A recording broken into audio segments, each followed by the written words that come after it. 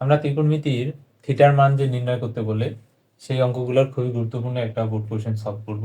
দেখো কতগুলো বোর্ডে আসে। রাজশাহী বোর্ড 25 সালে, মানে একদম 25 থেকে শুরু করে যে 20 পর্যন্ত কতগুলো বোর্ডে আসে, আরো বোর্ডে আসে, আরো অনেকগুলো স্কুলে আসে।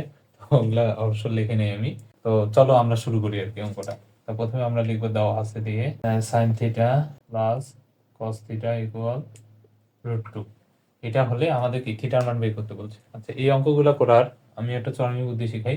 চরমী বুদ্ধিটা হচ্ছে, যদি স্কয়ার থাকে এই টাইপের ম্যাথ গুলাতে অনেকভাবে করা যায়। তো সবচেয়ে সহজ যেটা, যদি স্কয়ার থাকে ভালো কথা, আর যদি স্কয়ার না থাকে তাহলে স্কয়ার আমাদের কি নিয়ে আসা লাগবে।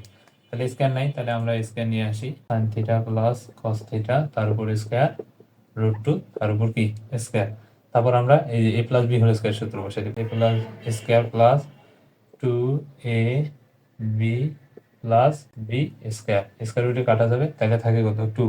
তারপর এই sine square theta plus cos square theta equal কি লেখা যায় 1, 2 sine theta cos theta equal কত 2। তাহলে 2 সাইন থিটা কস থিটা 2, এই প্লাস 1 এর পাশে গেলে কি হয়ে যাবে -1। তাহলে 2 থেকে একবার দিলে কত 2 থাকে। তাহলে আমাদের সাইন থিটা কস থিটা 2 এর পাশে গুণ আছে, পাশে গেলে কি হবে ভাগ। তাহলে সাইন থিটা কস থিটার মান কি হয়ে গেল হাফ। তাহলে এখন আমরা হয় অথবা লিখে দিব, তাহলে কিন্তু আমাদের অঙ্ক চলে। তাহলে লিখবো যে হয় সাইন থিটা ইকুয়াল হাফ। তাহলে সাইন কত মান হাফ, সাইন হচ্ছে 30 ডিগ্রি।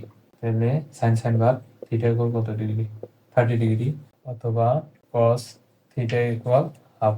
এখন কস কত মান হাফ, কস হচ্ছে 60 ডিগ্রি। তাহলে কস কস বাদ দাও, থিটা ইকুয়াল কত 60 ডিগ্রি। দেখো থিটার মান আমাদের একটা 30 ডিগ্রি, একটা কি বেড়েছে 60 ডিগ্রি। তাহলে তোমরা এটা লিখে দিবা, নির্ণয় থিটা ইকুয়াল 30 ডিগ্রি, অথবা এটাই হচ্ছে আমাদের কি উত্তর।